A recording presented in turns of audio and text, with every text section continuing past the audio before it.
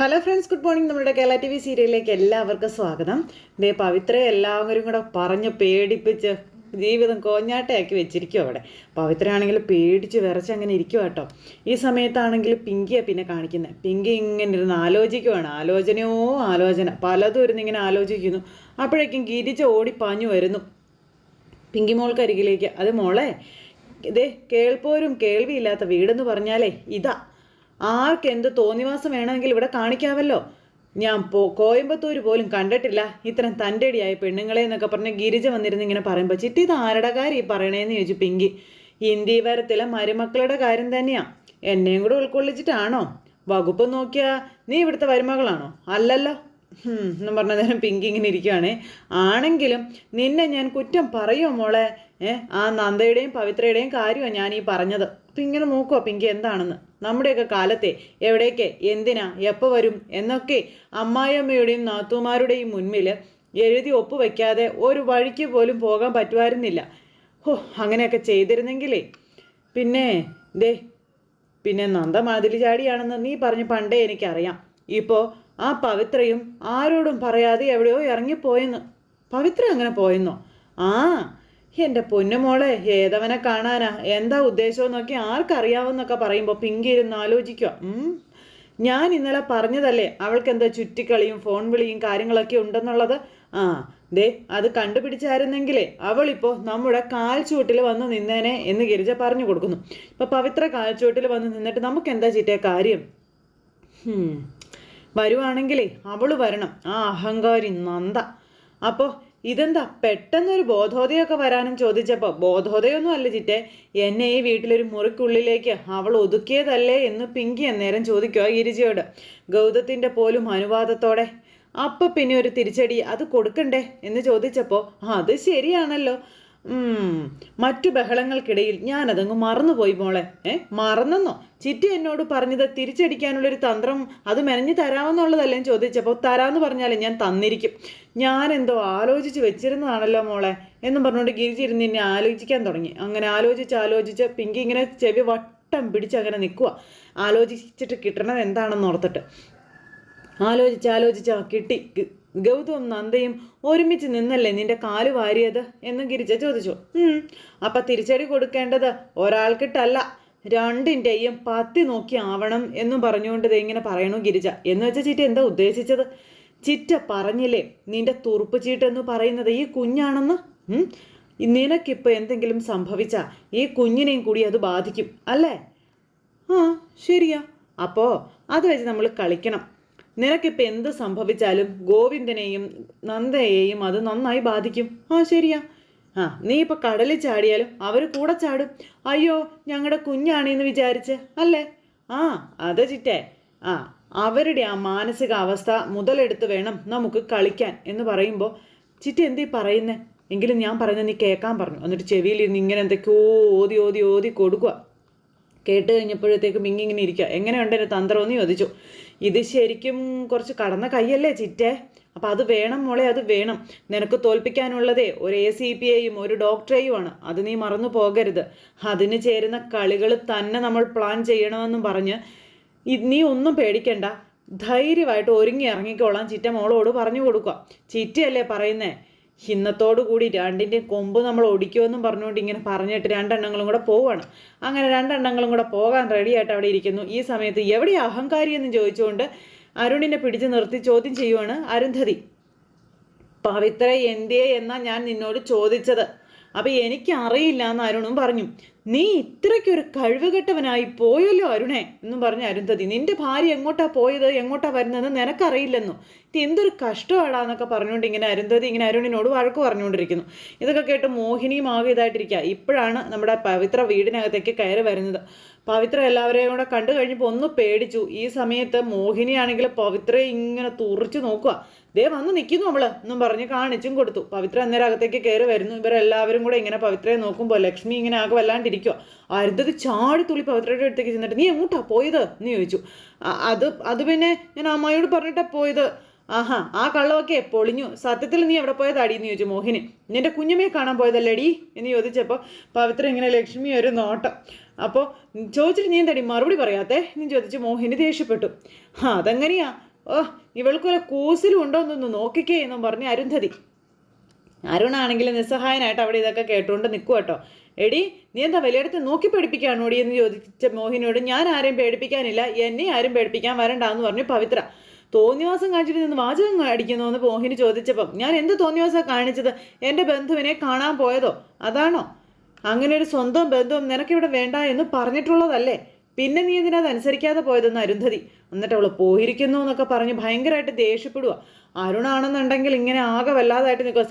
സംസാരിച്ച് അരുന്ധതി അതിര് കിടക്കുകയാണ്. അപ്പോൾ നിങ്ങൾ ആരും അല്ല തീരുമാനിക്കുന്നത്, ഞാൻ ആരെ കാണണം ആരെ കാണണ്ട എന്നൊക്കെ എൻ്റെ തീരുമാനമാണെന്നും എൻ്റെ മാത്രം തീരുമാനമാണെന്നും മോഹിനിയുടെയും അതുപോലെ തന്നെ അരുന്ധതിയുടെയും മുഖത്ത് നോക്കി വെല്ലുവിളിക്കുന്നു. ഈ സമയത്ത് ലക്ഷ്മിയൊക്കെ താഴേക്ക് കൈ കൊടുത്തിങ്ങനെ ഇരിക്കുവട്ടെ. ഇത് എന്ത് ചെയ്തെന്ന് ഞാനൊരു കാര്യം പറയാം. ഞാൻ എൻ്റെ കുഞ്ഞമ്മയെ കാണാനല്ല പോയത്. നിങ്ങളൊക്കെ വിലക്ക് കൽപ്പിച്ച് നിർത്തിയിരിക്കുന്ന എൻ്റെ അച്ഛൻ രത്നാകരനെ കാണാൻ പോയതാണെന്ന് പവിത്ര പറഞ്ഞപ്പം, എടി പറയുന്നതനുസരിക്കാതെ കണ്ടടം നിറങ്ങാൻ പോയിട്ട് ഒന്ന് അഹങ്കാരം പറയുന്നതോടെ അസത്യതും ചോദിച്ചുകൊണ്ട് മോഹിനി അടിക്കാൻ കൈ ഒങ്ങുമ്പോഴത്തേക്കും മോഹിനിയുടെ കൈക്ക് കയറി അങ്ങ് പിടിച്ചില്ലേ പവിത്ര. എല്ലാവരും സ്റ്റക്കായിട്ട് ഇങ്ങനെ നിന്ന് പോയിട്ടോ. തല്ലുകയും ചവിട്ടിയും ശാസിച്ചൊന്നും എന്നെ അടിച്ചമർത്താമെന്ന് ഇനി ആരും വിചാരിക്കണ്ട എന്ന് പറഞ്ഞു പവിത്ര. എൻ്റെ വീട്ടുകാരെ ഞാൻ കാണാൻ പോയത്, ആരും ഇനി എന്നെ തടയാമെന്നും കരുതണ്ടെന്നും പവിത്ര എങ്ങനെയങ്ങ് പറഞ്ഞു.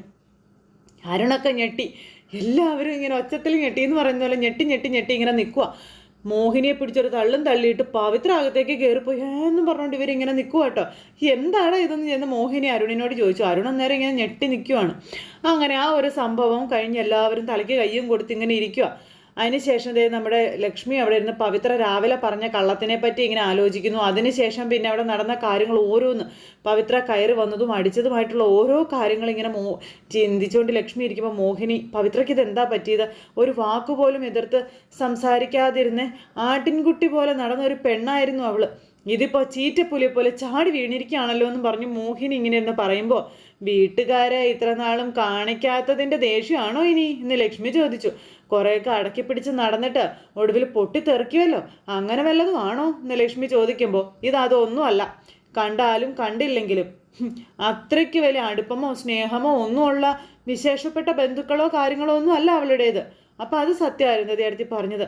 അരുണിൻ്റെ കയ്യിൽ ഇവള് വന്ന് കയറിയതിൽ സന്തോഷിച്ചിരിക്കുന്ന വർഗം അവർ. പവിത്ര തന്നെ അത് പലതവണ എന്നോട് പറഞ്ഞിട്ടുള്ളതുമാണെന്ന് ലക്ഷ്മിയോട് മോഹിനി പറഞ്ഞു. എന്നാലും ഞാനിത് അങ്ങനെയൊന്നും വിട്ടുകളയാൻ തീരുമാനിച്ചിട്ടില്ല എന്ന് നേരെ അരുന്ധതി. ഇതിനുള്ള ശിക്ഷ ഞാൻ കൊടുക്കും. പവിത്ര ഈ ചെയ്യുന്നതൊക്കെ അരുണിനായിരിക്കും നഷ്ടം സംഭവിക്കാൻ പോകുന്നത്. ഞാൻ പറയുന്നത് അനുസരിക്കാത്ത ഒന്നിനും ഒരു തുണ്ടി ഭൂമി പോലും ഞാൻ ഈ കുടുംബത്തിൽ നിന്ന് കൊടുക്കില്ലെന്നും പറഞ്ഞ അരുന്ധതി. ഭാര്യയുടെ സാരത്തുമ്പിൽ നിന്ന് പിടിവിടാൻ നടക്കുന്ന അവൻ ചോദിച്ചു വാങ്ങിക്കും എന്നും പറഞ്ഞുകൊണ്ട് ഇങ്ങനെ നേരത്തേക്ക് നമ്മുടെ അരുന്ധതി ഇങ്ങനെ പറയുക കേട്ടോ, അവൻ ഞാൻ കൊടുത്തതുമാണെന്ന്. അങ്ങനെ ഇവർ പറഞ്ഞുകൊണ്ടിരിക്കുമ്പോൾ രണ്ട് പൂതനകളും കൂടെ ഇറങ്ങി വരുന്നു. എന്നിട്ട് വല്യമായി ഞങ്ങളൊന്ന് പുറത്തോട്ട് പോവുകയാണെന്ന് പറയും. അപ്പം എന്തിനാ പിങ്കി? രാവിലെ മുതൽ പിങ്കി മോൾക്ക് ചെറിയൊരു ജലദോഷവും മൂക്കടപ്പും ഇതുവരെ മാറിയിട്ടില്ല. ഈ സമയമൊക്കെ അല്ലേ, അപ്പോൾ ഡോക്ടറെ ഇത് കാണിച്ചേക്കാമെന്ന് കരുതിയെന്ന് പറയുമ്പോൾ, അതേതായാലും നന്നായി. ഈ ഒരവസ്ഥയിൽ ജലദോഷം പോലും നിസ്സാരമായി വെച്ചുകൊണ്ടിരിക്കാൻ പറ്റില്ല എന്നൊക്കെ പറഞ്ഞ് അരുന്ധതി പറഞ്ഞപ്പോൾ, അല്ല ഞാൻ വരണോ മോളെ എന്ന് ലക്ഷ്മി ചോദിച്ചു. വേണ്ട, ഞങ്ങൾ പോയിട്ട് വരാമെന്ന് പറഞ്ഞ് ഗിരിജ കയറി തലക്കരം അങ്ങ് വെട്ടി. ഇവർ രണ്ടുപേരും കൂടെ അങ്ങ് പോയി കഴിഞ്ഞപ്പോഴേക്കും മോഹിനിയും അരുന്ധതിയും അതുപോലെ തന്നെ ലക്ഷ്മിയും കൂടി ഇങ്ങനെ ഇരുന്ന് ആലോചിക്കുക. ഇതെല്ലാം കഴിഞ്ഞ് പിന്നെ രണ്ടെണ്ണങ്ങളും കൂടെ വണ്ടി ഓടിച്ചിങ്ങനെ വരുക കേട്ടോ. അപ്പോൾ ഇവിടെ തന്നെ നമ്മൾ പാർക്ക് ചെയ്യണമെന്ന് പറഞ്ഞാൽ റോഡ് സൈഡിൽ കൊണ്ടുപോയി പാർക്ക് ചെയ്യുക. അപ്പോൾ ഒരു വലിയ പൊട്ടിത്തെറിക്ക് നമ്മൾ തിരികൊളുത്താൻ പോകുന്നതെന്ന് പിങ്കി പറയുമ്പോൾ, വലിയ പൊട്ടിത്തെറി തന്നെ വേണം, എങ്കിലേ ACP ഗൗതം സാർ ഒന്ന് കിടുങ്ങു എന്നും പറഞ്ഞിങ്ങനെ ഇവർ പറഞ്ഞുകൊണ്ടിരിക്കുക കേട്ടോ. അപ്പോഴേക്കും ഒരു പോലീസുകാരൻ അങ്ങോട്ടേക്ക് വന്നു. അപ്പോൾ നോ പാർക്കിംഗ് എന്ന് ബോർഡ് എഴുതി വെച്ചിരിക്കുന്നവർ കൊണ്ടുവന്ന് വണ്ടി നിർത്തിയിരിക്കുന്നത്. അപ്പോൾ ഒരു പോലീസുകാരൻ വന്നിട്ട് വണ്ടി തുറക്കുക എന്ന് പറഞ്ഞു. അപ്പോഴേക്കും പിങ്കി ഇങ്ങനെ ഇറങ്ങി വന്നു. അപ്പം താൻ എന്താടോ കാണിച്ചേ? താനിതിനെ വണ്ടിയിലിടിച്ചതെന്ന് ചോദിച്ചു. പിങ്കി ഇറങ്ങി വന്നേ. അത് കൊള്ളാം, വെണ്ടയ്ക്ക മുഴുപ്പിൽ എഴുതി വെച്ചിരിക്കുന്നത് കണ്ടില്ലായിരുന്നോ എന്ന് പോലീസുകാർ ചോദിക്കാം. നേരെ ഇടിച്ച് കയറ്റിയതുപോലെ എന്നെ ചോദ്യം ചെയ്യുന്നു എന്ന് ചോദിച്ചു. അപ്പം എന്താ സാറേ പ്രശ്നം എന്ന് ചോദിച്ചുകൊണ്ട് ഗിരിജ ഇറങ്ങി വരുന്നു. എന്താ പ്രശ്നമെന്നോ? നിങ്ങൾ കണ്ടില്ലായിരുന്നു എന്ന് ചോദിച്ചു. നോ പാർക്കിംഗ് ബോർഡ് വെച്ചെടുത്താണ് വണ്ടി പാർക്ക് ചെയ്യുന്നതെന്ന് ചോദിച്ചുകൊണ്ട് സാറ് ദേഷ്യപ്പെട്ടു കേട്ടോ പിങ്കിയോട്. അപ്പോൾ ഹലോ, അതെ താനെന്തിനാ ചിറ്റയോടുമൊക്കെ ഇട്ട് കയറുന്നത്? ഞാനാ വണ്ടി ഓടിച്ചത്. ഓ അനാവശ്യം കാണിച്ചിട്ട് ഞെളിഞ്ഞു നിന്നങ്ങ് സമ്മതിക്കണം. വേഗം വണ്ടി എടുത്ത് മാറ്റാൻ പറഞ്ഞു. ഫൈൻ അടയ്ക്കണം, അത് അടച്ചിട്ട് പോയാൽ മതിയെന്ന് പറഞ്ഞു. അപ്പോൾ വണ്ടി എടുത്ത് മാറ്റാൻ സൗകര്യപ്പെടില്ല. താൻ എന്ത് ചെയ്യുമെന്ന് ചോദിച്ചപ്പം എന്ത് ചെയ്യുമെന്നോ, നീ എന്താ കളിക്കുവാണോ എന്ന് ചോദിച്ചു പോലീസുകാരൻ. ദേ എടി പോടി എന്നൊക്കെ താൻ തൻ്റെ വീട്ടിൽ ഇരിക്കുന്നവരെ പോയി വിളിച്ചാൽ മതിയെന്നോ നേരത്തേക്കും പിങ്കി പോലീസുകാരനോട്. ഞങ്ങളൊരു ആവശ്യത്തിനൊന്നും ഇവിടെ പാർക്ക് ചെയ്തതാണ്, 3 മണിക്കൂർ കഴിഞ്ഞ് ഇവിടുന്ന് പോവുകയും ചെയ്യുമെന്ന് പറഞ്ഞപ്പം 3 മണിക്കൂറോ, നീ എന്താ വെളച്ചിലെടുക്കണോ? MLA വണ്ടി വരുമ്പോൾ പാർക്ക് ചെയ്യേണ്ട സ്ഥലമാണിത് എന്ന് പറഞ്ഞപ്പോൾ MLA-ക്കാളും ജനാധിപത്യ വ്യവസ്ഥയിൽ ജനങ്ങൾക്ക് തന്നെ സ്ഥാനമെന്നും പറഞ്ഞ് പിങ്കി ഡയലോഗുകൾ ഇറക്കുമ്പോൾ വെളച്ചിലെടുക്കാതെ വണ്ടി എടുത്ത് മാറ്റിയിടി എന്ന് പറഞ്ഞ പോലീസുകാർ. മാറ്റിയില്ലെങ്കിൽ താൻ എന്ത് ചെയ്യുമെന്നും ചോദിച്ചുകൊണ്ട് ആ പോലീസുകാരുടെ ഒരു ഒറ്റ അടി. ആ പോലീസുകാരനെ പിങ്കി അടിച്ചു. പോലീസുകാരനെ അടിച്ചു കഴിഞ്ഞപ്പോൾ പോലീസുകാരൻ തിരിച്ചടിച്ചു. എൻ്റെ തിരിച്ചടിക്കാൻ തുടങ്ങിയപ്പോൾ എൻ്റെ ദേഹത്തെങ്ങാനും തൊട്ട തമ്പി വിവരം അറിയുമെന്ന് പറഞ്ഞു. അപ്പോൾ ഡ്യൂട്ടിയിലുള്ള പോലീസുകാരനെ തൊട്ടാലേ എന്താ വരാൻ പോകുന്നതെന്ന് അറിയാമോ എന്ന് ചോദിച്ചപ്പോൾ എന്ത് വേണമെങ്കിലും താൻ ചെയ്തു, ഞാൻ ഇവിടെ തന്നെ ഉണ്ട്, താൻ എന്ത് വേണമെങ്കിലും ചെയ്യും, കാണട്ടെ എന്ന് പറഞ്ഞു. കാണിച്ചു തരാടി എന്ന് പറഞ്ഞ് പോലീസുകാരൻ അങ്ങോട്ട് പോയി. അപ്പോൾ 1-ാം ഘട്ടം നമ്മൾ വിജയിച്ചു, ഇനി 2-ാം ഘട്ടം എന്നും പറഞ്ഞുകൊണ്ട് അമ്മയും ചിറ്റയും മോളും കൂടെ അവിടെ നിൽക്കുന്നു. ഈ സമയത്ത് അരുൺ പവിത്രയെ ചോദ്യം ചെയ്യുമോ? പവിത്രേ, ഞാൻ നിന്നോടാ ചോദിക്കുന്നത്, എനിക്കും മറുപടി കിട്ടണമെന്നും പറഞ്ഞു. പവിത്രയാണെങ്കിൽ ഒന്നും മിണ്ടാതെ ഇങ്ങനെ നിൽക്കുക. അരുൺ ഭയങ്കര ദേഷ്യമാണ്. അപ്പോൾ ഇവിടെ നോക്കടി, നിന്റെ നാവൻ തടി ഇറങ്ങിപ്പോയോ എന്നൊക്കെ ഇങ്ങനെ ചോദിക്കുന്നു അരുൺ. അപ്പോൾ അരുണേട്ടൻ ഇപ്പം എന്താ അറിയേണ്ടത്? നിനക്ക് നിന്റെ അച്ഛനെയോ ചേട്ടനെയോ ആരെ കാണണമെന്ന് പറഞ്ഞാലും ഞാൻ കൊണ്ടുപോയി കാണിക്കത്തില്ലായിരുന്നു എന്ന് അരുൺ ചോദിച്ചു.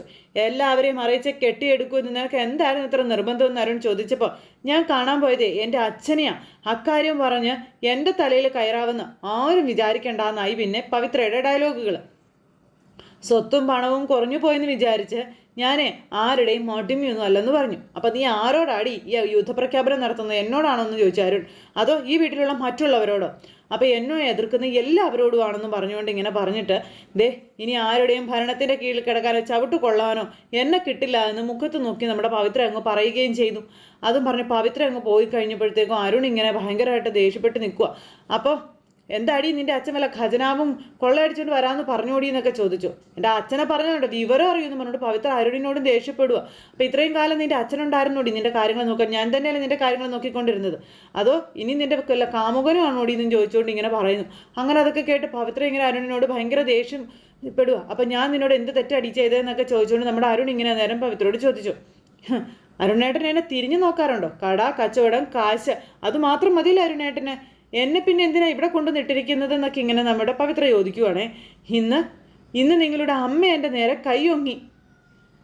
നാളെ അച്ഛനോട് ഞാനത് വിളിച്ചു പറഞ്ഞപ്പോഴേ അച്ഛൻ പറഞ്ഞത് എന്താണെന്ന് നിങ്ങൾക്കറിയോ? ഗാർഹിക പീഡനത്തിന് നിങ്ങളുടെ അമ്മയ്ക്കെതിരെ പരാതി കൊടുക്കാനാണെന്ന് പറയുമ്പോഴേക്ക് അരുൺ ഇങ്ങനെ വല്ലാണ്ട് നിൽക്കുക. അതുകൊണ്ട് നിങ്ങൾ സൂക്ഷിച്ചോ, അമ്മ മാത്രമല്ല നിങ്ങളും സൂക്ഷിച്ചോളാൻ പറഞ്ഞുകൊണ്ട് പവിത്ര ഇങ്ങനെ ഭയങ്കരമായിട്ട് ദേഷ്യപ്പെടുക. പവിത്ര ഇങ്ങനെ ഭയങ്കര ഷൗട്ട് ചെയ്ത് സംസാരിക്കുന്നു. അരുൺ ഇതൊക്കെ കേട്ട് ഞെട്ടലോടെ ഇങ്ങനെ നിൽക്കുക. പിന്നെയും ദേ നമ്മുടെ പിങ്കിയിലേക്കും അതുപോലെ തന്നെ ഗിരിജയിലേക്കും വന്നു. അപ്പം ചിറ്റമോക്ക് പറഞ്ഞു കൊടുക്കുക, ഒരാളുടെ മുഖത്ത്, അതായത് പോലീസുകാരിൽ ഒരാളുടെ മുഖത്ത് നമ്മൾ തൊട്ടു എന്ന് പറഞ്ഞാൽ എല്ലാം കൂടെ ഓടിക്കതച്ചിപ്പോൾ ഇങ്ങ് വരുമെന്ന് പറഞ്ഞു ഗിരിജ. ഇനിയിപ്പോൾ എന്തെങ്കിലും പ്രശ്നം ഉണ്ടായാലും ചിരിക്ക് ഡ്രൈവിംഗ് അറിയാലോ അല്ലേ? അപ്പോൾ എനിക്ക് ഡ്രൈവിംഗ് ഒക്കെ അറിയാം, എന്താ മോളെ എന്ന് പറഞ്ഞുകൊണ്ട് ഇങ്ങനെ നിൽക്കുമ്പോൾ തന്നെ പോലീസ് വണ്ടി അങ്ങോട്ടേക്ക് വന്നു. പോലീസുകാരങ്ങ് വന്ന് നിന്ന് സംസാരിക്കുന്ന ഇവർ കാണുമോ? അപ്പോൾ ചിറ്റ ഞാൻ പറഞ്ഞ ഓർമ്മയുണ്ടല്ലോ, ഇവരിവിടെ വെച്ച് നിന്നെല്ലാം ചെയ്താലോ മോളെ, അത് ഞാൻ മാനേജ് ചെയ്തോളാം, ഗൗതത്തിൻ്റെ മുന്നിൽ ഇതൊന്ന് എത്തുന്നത് വരെ ഹാൻഡിൽ ചെയ്തൊന്ന് കൂടെ നിന്നാൽ മതിയെന്ന് പറഞ്ഞുകൊണ്ട് പിങ്കി ഇങ്ങനെ ചിറ്റയോട് പറയുന്നു. അപ്പോഴേക്കും വനിതാ പോലീസുകാരികളും കൂട്ടിക്കൊണ്ട് ഇങ്ങനെ വന്നു. ആരാടി ഇദ്ദേഹത്തെ തല്ലിയെന്നും ചോദിച്ചു. അപ്പം നിങ്ങളാരാ എന്ന് വനിതാ പോലീസിനോട് ചോദിക്കുന്നു നമ്മുടെ പിങ്കി. അപ്പം എന്നെ കണ്ടിട്ട് ആരാണെന്നാണ് തോന്നുന്നത്? അപ്പോൾ പോലീസ് വേഷത്തിൽ കക്കാൻ ഇറങ്ങിയ കള്ളിയാണെന്ന് തോന്നിയെന്നും പറഞ്ഞുകൊണ്ട് പിങ്കി ഇങ്ങനെ ഭയങ്കര ഡയലോഗ്. വേറെ പലതും നിങ്ങളെപ്പറ്റി തോന്നുന്നുണ്ട്, അതൊക്കെ ഇപ്പം ഞാൻ പറയണമെന്ന് ചോദിച്ചു. പോലീസുകാർ ഇങ്ങനെ നോക്കി നിൽക്കുക കേട്ടോ. അതിനേക്കാളും നല്ലത് നിങ്ങളാരാണെന്ന് പറയുന്നതാ. അപ്പം നിനക്ക് ഞാൻ ആരാണെന്ന് മനസ്സിലാക്കി തരാടി, ഇങ്ങ് വാടിയെന്ന് പറഞ്ഞുകൊണ്ട് പിങ്കി ഇങ്ങനെ പിടിച്ച് വലിക്കുമ്പോൾ എന്നെ വിടെന്നും പറഞ്ഞു പിങ്കി. കൈ വിടാനാ പറഞ്ഞത്. നിങ്ങൾക്ക് എന്തെങ്കിലും പരാതി ഉണ്ടെങ്കിൽ എന്നെ പിടിച്ച് വലിച്ച് കൊണ്ടുപോകാതെ അറസ്റ്റ് ചെയ്ത് നിങ്ങളുടെ സ്റ്റേഷനിൽ കൊണ്ടുപോകണം. ദേഹത്ത് അങ്ങനെ തൊട്ട് കളിച്ച വിവരം അറിയുമെന്നൊക്കെ പിങ്കി. ഓ നീ അത്ര വലിയ കൊമ്പത്തെയാണോ എന്ന് ചോദിച്ചപ്പോൾ അതെ ഞാൻ വലിയ കൊമ്പത്തെ തന്നെയാണ്, അത് നിങ്ങളോട് പറയേണ്ട കാര്യമൊന്നും എനിക്കില്ല എന്നും പറഞ്ഞു പിങ്കി.